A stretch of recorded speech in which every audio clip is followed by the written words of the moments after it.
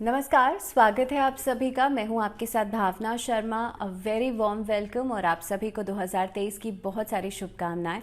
नया साल क्या कुछ लेकर के आ रहा है इसके बारे में बात होगी। ईयरली प्रेडिक्शंस की सीरीज में ये 10th वीडियो है, यानी कि मकर राशि वाले लोगों के बारे में।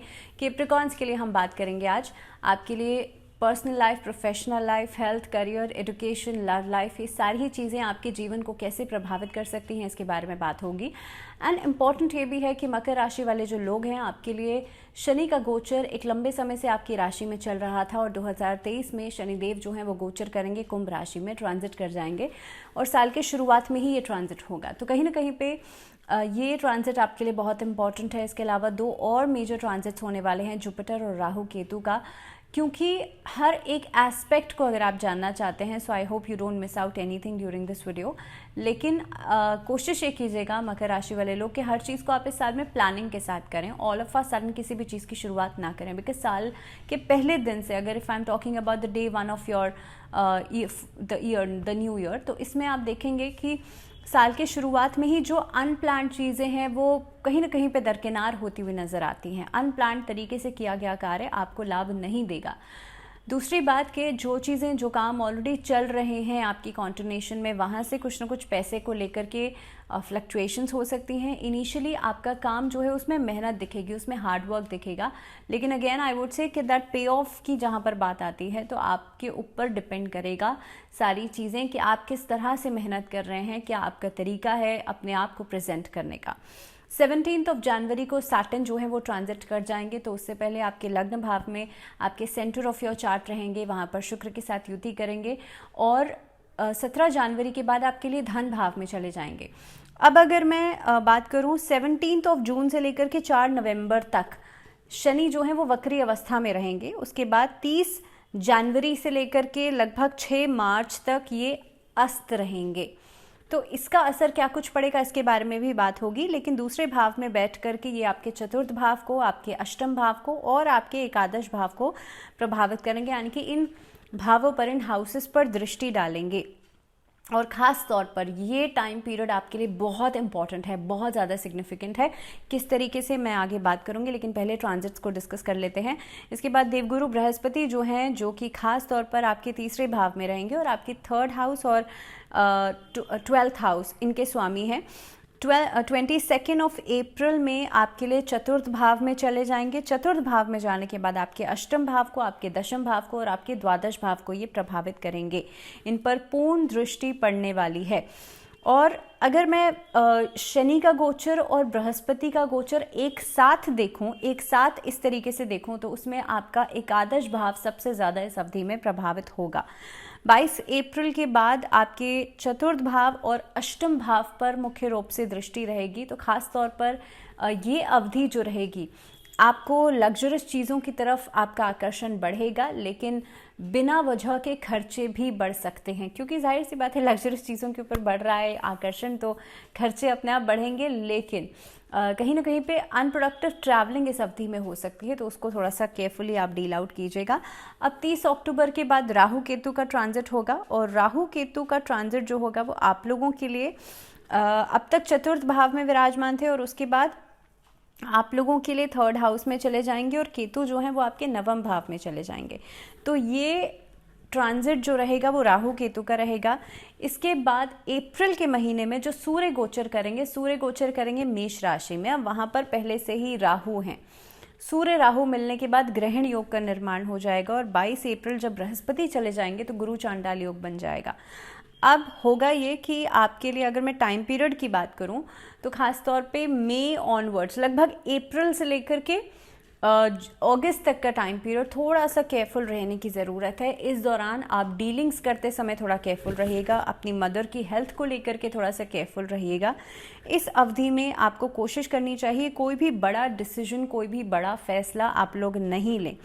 अगर मैं बाकी ट्रांजिट्स की मैं बात कर रही हूँ तो ख़ास तौर पर आपके लिए सूर्य और मंगल का जो गोचर रहेगा, लगभग कहीं ना कहीं पे वो आपको फ़ायदा ज़रूर देगा।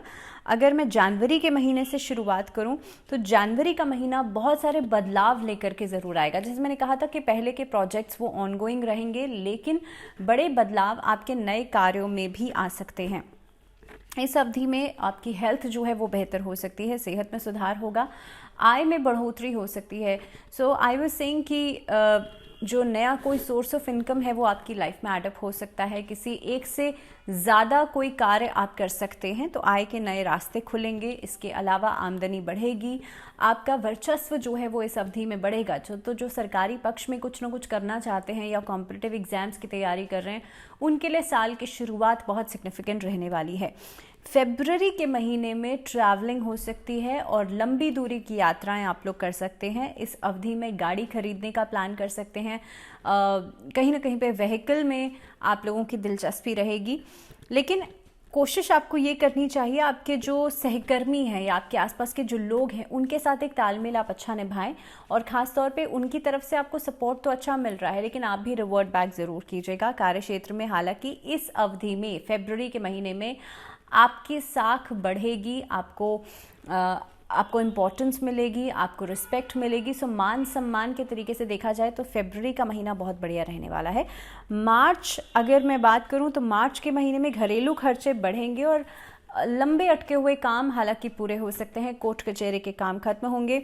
घर वालों की तरफ से आपको एक खुशी का माहौल मिलेगा, खासतौर पे पारिवारिक जीवन में भी आप देखेंगे सौम्यता बढ़ेगी, और इस अवधि में आपकी मदर के साथ आपके रिलेशनशिप्स बेहतर हो सकते हैं। अगर पहले से कुछ न कुछ प्रॉपर्टी में इन्वेस्टमेंट के बारे में सोचा हुआ है, प्लान किया हुआ है, तो इस अवधि में आप लोग प्रॉपर्टी में इन्वेस्टमेंट कर सकते हैं। अप्रैल ऑनवर्ड्स जैसे मैंने पहले ही कहा था कि सूर्य का गोचर होगा, गुरु चांडाल योग और ग्रहण योग बन जाएगा, तो यहाँ पर इस अवधि में ये जो स्थितियाँ हैं वो बहुत अच्छी नहीं रहेंगी। इस अवधि में अपनी मदर का हेल्थ, खास तौर पे मदर की हेल्थ का ध्यान ज़रूर रखिएगा, खुद की हेल्थ का ध्यान ज़रूर रखिएगा। अगर आपको ब्लड प्रेशर की दिक्कत है, अगर आपको हार्ट इश्यूज़ हैं, तो आप लोग अपनी फिटनेस का ज़रूर ध्यान रखें, अपने खान पीन का ज़रूर ध्यान रखें। इस अवधि में किसी के साथ भी इन्वॉल्वमेंट अपना ज़्यादा नहीं बढ़ाएं। तो अगर कोई लव रिलेशनशिप है उसमें आप इन्वॉल्वमेंट बढ़ा रहे हैं तो कोशिश करें कि आप ये समझें कि आपके लिए सही क्या है और गलत क्या है। इस समय की अहमियत को समझिएगा। डिस्ट्रैक्शंस बहुत ज़्यादा रहेंगी, खासतौर पर स्टूडेंट्स के लिए, तो फोकस अपना बनाइएगा। इस अवधि में सूर्य के मंत्रों का जाप ज़रूर करें, ओम आदित्याय नमः या फिर ओम घृणी सूर्याय नमः। इस अवधि में जितना ध्यान करेंगे उतना ही आप लोगों के लिए अच्छा रहेगा। नाउ मे ऑनवर्ड्स अगर मैं बात करूं तो मे ऑनवर्ड्स खासतौर पर जो लोग नौकरी करते हैं उनके लिए प्रमोशन के योग दिखाई देते हैं। 2023 का मई का महीना खर्चों में बढ़ोतरी भी लेकर के आएगा। विदेश यात्रा हो सकती है आप लोगों के लिए, पढ़ाई के लिए भी आप लोग इनफैक्ट विदेश जाने के बारे में सोचा जा सकता है। अब अगर जून के महीने की बात करी जाए तो इस अवधि में आपका दाम्पत्य जीवन वो प्रभावित हो रहा है, और दिस इज़ द टाइम जब आपके लिए नए रिलेशनशिप्स बनना शुरू हो जाएंगे। कोई विवाह का प्रस्ताव आपको दे सकता है जीवन साथी के साथ। कहीं ना कहीं पे आप एक कंपैटिबिलिटी को बनाने की कोशिश करेंगे और उसमें काफ़ी हद तक आप लोग सफल भी होंगे। व्यापार में उन्नति दिखाई देती है। इस अवधि में व्यापारिक साझेदारी भी दिखाई देती है। अगर पार्टनरशिप में कोई काम करना चाहते हैं so this is the time for you. Now July onward, जुलाई में आप लोगों के लिए खर्चे बढ़ सकते हैं। हालांकि पढ़ाई में भी डिस्ट्रैक्शंस की वजह से थोड़ा बहुत गिरावट आती हुई नज़र आती है। लव रिलेशनशिप्स में तनाव होगा जुलाई के महीनों में। कहीं ना कहीं पे आप किसी रिलेशनशिप को चोरी छुपे आगे कंटिन्यू करने की कोशिश कर सकते हैं, लेकिन घर वालों की रजामंदी इसमें ज़रूरी रहेगी, जिसकी वजह से मान सम्मान पर चोट पहुँच सकती है। तो जुलाई का महीना थोड़ा सा जस्ट बी केयरफुल। अगस्त की बात करूं, अगस्त और सितंबर के महीने में भी आपको सतर्कता से चलने की ज़रूरत है, क्योंकि हेल्थ इश्यूज़ नज़र आते हैं। इस अवधि में सेहत में थोड़ी बहुत गिरावट आ सकती है। इनफैक्ट अगर कोई मेजर सर्जरी या किसी तरह की कोई ऑपरेशंस कराने के बारे में सोच रखा है तो वो सितंबर के महीने में हो सकता है। अगर आप विवाहित हैं तो ससुराल पक्ष से इस अवधि में आपके संबंध जो हैं वो बेहतर हो जाएंगे।